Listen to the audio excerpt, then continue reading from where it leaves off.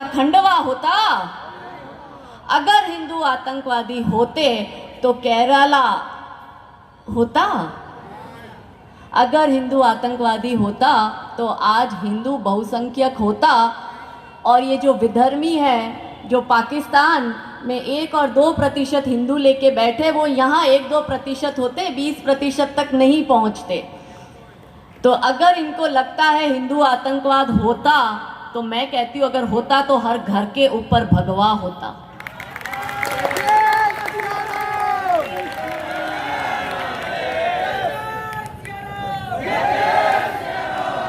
मंच पर उपस्थित महाराज जी को हमारा नमन और सभी महानुभावों को हमारा जय श्री राम। आप सभी खंडवा निवासियों को मैं झुककर नमन करती हूँ। इस मंच के लायक मुझे समझा और अपने खंडवा में हमें स्थान दिया, इतना प्यार, इतना सम्मान दिया। मैं सदैव अपने वक्तव्य को अटल बिहारी वाजपेयी जी की लिखी कविता से शुरू करती हूँ कि भारत कोई भूमि का टुकड़ा नहीं है, ये एक जीता जागता राष्ट्र है। ये वंदन की भूमि है, ये अभिनंदन की भूमि है, ये तर्पण की भूमि है, ये अर्पण की भूमि है। इसकी नदी नदी हमारे लिए गंगा है और इसका कंकर कंकर हमारे लिए शंकर है। हम जिएंगे तो देश के लिए, हम मरेंगे तो देश के लिए। और मरने के बाद गंगा में बहती हमारी अस्थियों को कोई कान से लगा के सुनेगा तो उसमें से एक ही आवाज आएगी, भारत माता की, भारत माता की। अगर हुआ मेरे धर्म पर घात तो मैं प्रतिघात करूंगी। हिंदू हूँ और हिंदुत्व की ही बात करूंगी। आज इस भूमि से जिहादियों को जवाब देने आई हूँ, इन विधर्मियों को जवाब देने आई हूँ जो हमें काफिर समझते हैं। और क्योंकि हम आज़ादी का अमृत महोत्सव मना रहे हैं और बलिदानियों को आज हम श्रद्धांजलि देने उपस्थित हुए और यहाँ से मशाल मार्च भी निकालेंगे, तो क्या आप अपने आप से सवाल करेंगे कि उनका दिया हुआ बलिदान क्या व्यर्थ जाने देना है? नहीं। हम तो अमृत महोत्सव मना रहे हैं, पर विष भी तो किसी ने पिया, इसलिए हम अमृत महोत्सव बना रहे हैं। और ये विष जिन्होंने पिया और विष पीकर जिन्होंने बलिदान दिया, उस बलिदान को भूला नहीं जाएगा और ना भूलेंगे ना माफ करेंगे। इन जिहादियों को फांसियों के फंदे पर नहीं पहुंचाएंगे तब तक शांति से नहीं बैठेंगे। कांधार का विमान अपहरण हुआ, उस दिन आप विमान में नहीं थे इसलिए जिंदा बैठे हो रहे। कोई बहुत बड़े पुण्य निकल लिया तुमने। लेकिन करे ये देखो रे, सुनो सुनो, मेरे पास टाइम वैसे ही कम है। तुम्हारे पास है, मेरे पास भी तो होना चाहिए बेटा। सुनो, एक सीधी सी कहावत है गांव में, जर, क्यों पालीवाल जी, जर जोरू जमीन जोर की नहीं तो किसी देवता भी दुर्बलों के घातक होते हैं सदा, देवता भी दुर्बलों के घातक होते हैं सदा। बलि प्रथा बकरों की आज तक जारी है। अश्वम नहीं वो व्याघ्रम नहीं वो गजम नहीं वो नहीं बचा। देवता से कि किसकी बलि चढ़ाए, शेर की बलि चढ़ाए। देवता ने कि रहने दे, माफ कर, मेरी खुद की बलि ले लेगा। देवता से पूछिए हाथी की बलि चढ़ा दे, अरे बोले मेरे को कुचल जाएगा, रहने दे। घोड़े की बलि चढ़ाए, नहीं। किसकी बलि चढ़ाए, बकरे की, बोले ठीक है। बकरे की अम्मा कब तक खैर मनाएगी? मरोगे रे मरोगे। और तुम कौन से जिंदे बैठे हो यहाँ पे? नहीं, गलत नहीं बोल रहा हूँ, पूरे खंडवा में घूम के आया हूँ, हर जगह दुकान खुली हुई है, ये मशाल जुलूस निकल रहा है। क्या खंडवा आया? औरों के लिए न बोलेगा वो मारा जाएगा, औरों के लिए न बोलेगा वो मारा जाएगा। कल घाट मौत के वो भी उतारा जाएगा। हम गर गेरों के सहारे नहीं बने तो बनने को कौन हमारा सहारा आएगा। कीर्तन करते रहना, राम जी बचा लेंगे तुमको, कृष्ण जी आएंगे तुम्हारे पास में, और तुम्हारे पास तो कृष्ण जी आएंगे तो भी तुम सुनने वाले हो क्या? अच्छा ईमानदारी से बताओ, गलत बोल रहा हूं क्या? अब वो देखो कितने सारे लोग, जब काजल दीदी बोल रही भीड़ लग गई थी फोटो खींचने वालों की, कहाँ मर गए मेरे सामने। सारा साड़ी को देख के सब आ गए, दाढ़ी को देख के सब गए। नालायक हो, सब जानता हो ना, चिल्ला रहे तुम देख के।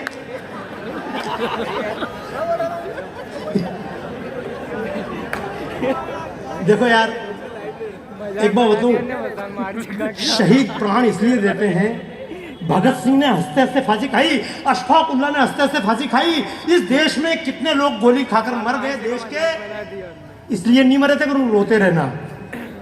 हमारे शहीदों ने हंसते हंसते प्राण इसलिए दिए थे कि हमारे आने वाली पीढ़ी भी हंसती रहे। तुम्हारी तरह बीमारी के नाम पर, लव जिहाद के नाम पर, मेरे को तो वो कूट गया, मेरे को तो कोई वो मार गया, क्यों रे यार। एक बात बताओ, मेरे को तो इस मामले में देवताओं से ज्यादा राक्षस अच्छे लगते हैं। हंसो मत रे, सुन लो, बहुत गौर से बात सुन लेना। मैं कुछ आज बातें ऐसी बोल रहा हूँ, मनी साहब सुन लेना।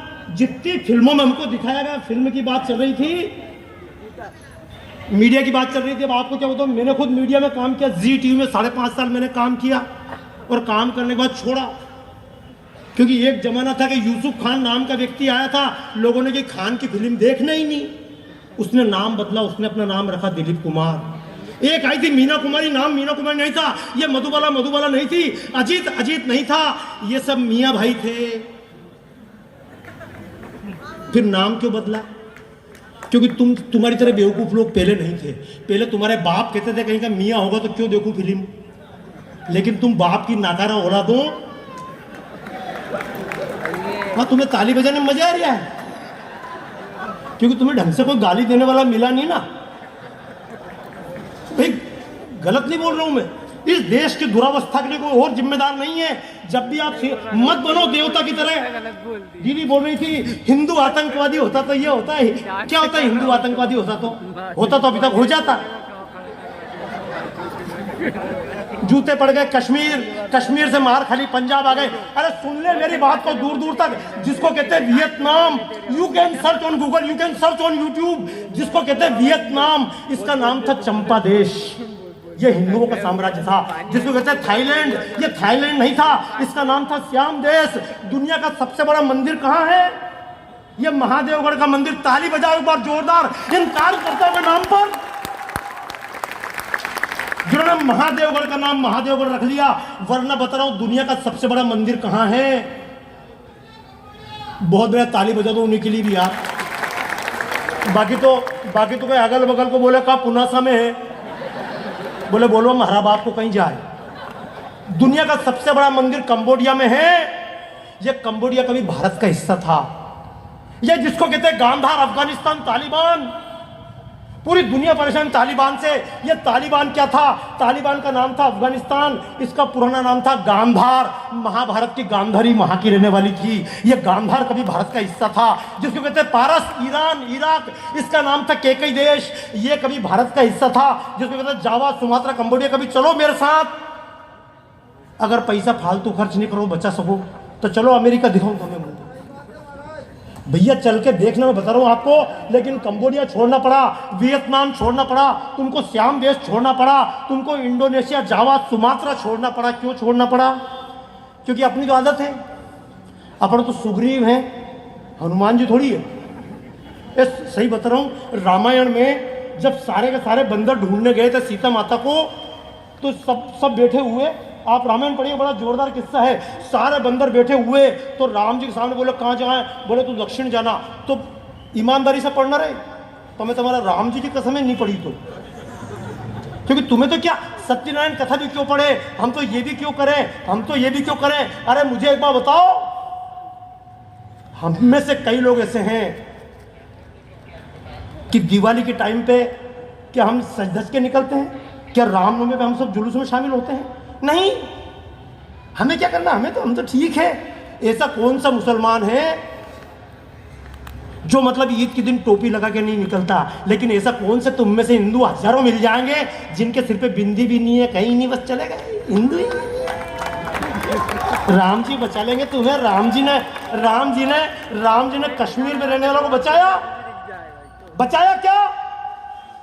अफगानिस्तान में रहने वालों को बचा लिया दुर्गा माता ने, वैष्णो देवी ने रक्षा कर ली अपने बच्चों की। स्वर्ग मिलेगा इसी वास्ते हमने हरदम दान किया, स्वर्ग मिलेगा इसी वास्ते हमने हरदम दान किया। और कहा गया उसको ना समझा, आंख मीचकर मान लिया। मंदिर ऊंचे बनवा करके स्वर्ण कलश चढ़वाए थे और फर्शों में हीरे मोती माणिक पन्ना जड़वाए थे। आंख मीचकर सोचा हमने पाप हमारे छूट गए, आंख मीचकर सोचा हमने पाप हमारे छूट गए। और आंख खुली तो देखा उनको चंद विधर्मी लूट गए। टूट गए देवालय जिनको श्रद्धा से बनवाया था, टूट गए देवालय जिनको श्रद्धा से बनवाया था। फिर मत कहना कवियों ने ना अपना धर्म निभाया था, हम बोलेंगे गीत ही हमने बार बार दोहराया था। साथ चले और साथ में बोले वेद वचन ये प्यारा है। पढ़ लेना रामायण महाभारत गीता कुछ भी पढ़ लेना, लेकिन भारत के सबसे पुराने ग्रंथ वेद, सबसे पुराने ग्रंथ वेद हैं। आपसे बात करेंगे मनी साहब, और उन वेदों में क्या लिखा है? वेदों में ऐसा लिखा हुआ नहीं है कि 3 बार मूर्ति की पूजा करो, 4 बार चोला बदलो, 3 बार व्रत करो, लंबा तिलक लगाओ, नहीं है। वेदों की प्रार्थना है ओम संगच्छध्वम संवदध्वम संभो मनांसि जानताम देवा भागम यथा पूर्वे संजानानम उपास्ते। हम सब साथ साथ चले, हमारी वाणी एक जैसी हो, हमारे विचार एक जैसे हो, हमारा मन एक जैसा हो। लेकिन क्या हुआ? मन एक जैसे रहे, तू थारा मंदिर में जाऊं, हमारा मंदिर में जाऊं। गलत मत कहना, महाराष्ट्र की बात चल रही थी, महाराष्ट्र में गणेश उत्सव का जुलूस निकला। मुसलमान को गाली क्यों दूं? क्या गलत कर रहा है मुसलमान? मुसलमान नहीं बदला है, नालायक को बदले तो तुम हो। पैगंबर साहब तलवार लेकर काटा मारी मचाई, इतिहास पढ़ लीजिएगा, मेरी बात न माने वसीम रिजवी पढ़ लीजिएगा, और पढ़ना पढ़ लीजिएगा, अमेरिका के लेखक पढ़ लीजिए, अली सिन्हा को पढ़ लीजिएगा। पैगंबर ने भी तलवार लेकर काटामारी मचाई, मोहम्मद बिन कासिम ने तलवार लेकर काटना चालू किया, औरंगजेब ने भी तलवार लेकर महिलाओं को बच्चों को काटना चालू किया। और आज का चाहे इल्लाल हो या बिल्लाल, तलवार लेकर काट रहे हैं। गलती केवल यह है उनमें तो बिल्लाल पैदा हो रहे हैं, उसमें हर व्यक्ति औरंगजेब पैदा हो रहा है, तुम में महाराणा प्रताप और शिवाजी पैदा क्यों नहीं हो रहे हैं? गलती तुम्हारी है। कौन बचा लेगा? राम जी आएंगे बचाने। साथ चले और साथ में बोले वेद वचन ये प्यारा है, व्यष्टि नहीं समष्टि में हरि ने खुद को विस्तारा है। जाओ मंदिर में सत्संग करो, सबके संग भजन करो, अपने अपने घर में छोटे मंदिर का सृजन करो। मुस्लिम को देखो, मुस्लिम को देखो, कुछ भी हो पर मस्जिद में जाता है, अपनी अपनी छोटी मस्जिद घर में नहीं बनाता। देखो ठंडी में गर्मी का एहसास करना है भाई। खंडवा की धरती पर इन महान विभूतियों को लाने वाले और हम सबको जगाने वाले हिंदू हृदय सम्राट अशोक जी पालीवाल मंच पर हैं, जोरदार नारे के साथ। जय जय सिया राम, जय जय सिया राम, जय जय सिया राम। आदरणीय अशोक जी पालीवाल।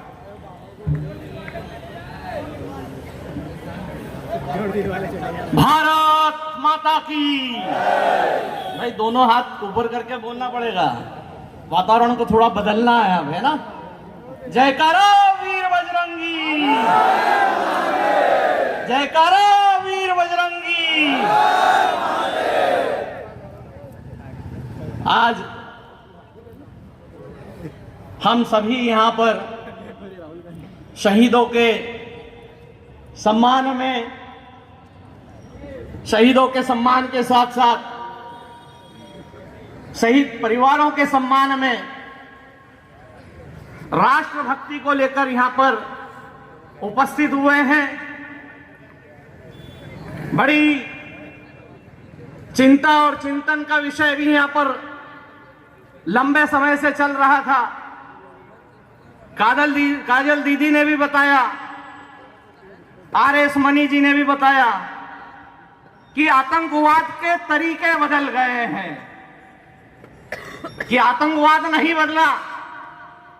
ये वही आतंकवाद है जो मोहम्मद बिन कासिम से लेकर चालू हुआ, और आज भी अफजल अभी जिंदा है, तेरे कातिल शर्मिंदा है। मैं अफजल को जिंदा इसलिए बोल रहा हूं कि आज हर गली में अफजल जिंदा है।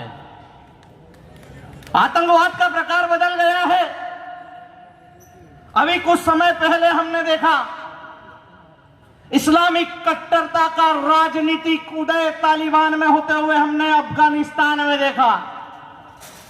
अभी मंच से बाबा के द्वारा बताया गया कि वह अफगानिस्तान वह भी भारत का हमारा अभिन्न अंग था।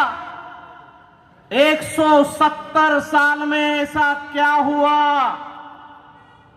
कि हिंदू विहीन वो अफगानिस्तान हो गया। 170 साल में क्या हुआ कि आज वह अफगानिस्तान तालिबानी मानसिकता के आगे घुटने टेक कर खड़ा है। और घुटने टेक कर सिर्फ हिंदू नहीं खड़ा है, उस तालिबान में मुसलमान भी घुटने टेक कर खड़ा है। बाबाजी उसका एकमात्र कारण है कट्टर इस्लाम। और कट्टर इस्लाम के द्वारा शरीयत पर लगाए गए कानून, उस कानून के कारण पूरे विश्व ने देखा कि उस अफगानिस्तान के अंदर चुन चुन के घर में घुस घुस कर माता बहनों और बच्चों का कत्ल किया जा रहा है। लेकिन दुर्भाग्य मेरे खंडवा की उन मुस्लिम गलियों का, दुर्भाग्य मेरे इंदौर की उस मुस्लिम गलियों का, दुर्भाग्य मेरे उज्जैन की उन मुस्लिम गलियों का, दुर्भाग्य मेरे हिंदुस्तान की उन मुस्लिम गलियों का, जहां पर उन हत्यारों को, उन नर पिशाचों को इस्लाम का क्या बताया जा रहा है। इस्लाम का वो बॉलीवुड में क्या कहते हैं, इस्लाम का हीरो बताया जा रहा है उनको खड़े खड़े। जिस इस्लाम के आगे, जिस नरसंहार के आगे हमने बड़ा विचार करने का विषय होगा कि जब कहीं पे मेले लगते हैं, ठेले लगते हैं, तो सड़कों में, ट्रेनों में, बसों में, ट्रकों में हमने आदमियों को लटकते हुए देखा होगा। पर हे मुसलमानों, हमने तुमको हवाई जहाज में लटकते हुए देखा है। उन मुसलमानों को हमने अफगानिस्तान में हवाई जहाजों में लटकते देखा है। कितनी अमानवीयता, कितनी बर्बरता की जा रही होगी। इन बर्बरता का एकमात्र कारण जो अभी मंच से बताया गया, एकमात्र कारण तालिबान कोई संगठन नहीं है, तालिबान एक विचारधारा है। ये वही विचारधारा है जो मोहम्मद बिन कासिम भारत में लेके आया था। यह वही विचारधारा है जो अभी गुरुजी ने यहां पर बताया कि वियतनाम जैसे देश खंड खंड हो गए।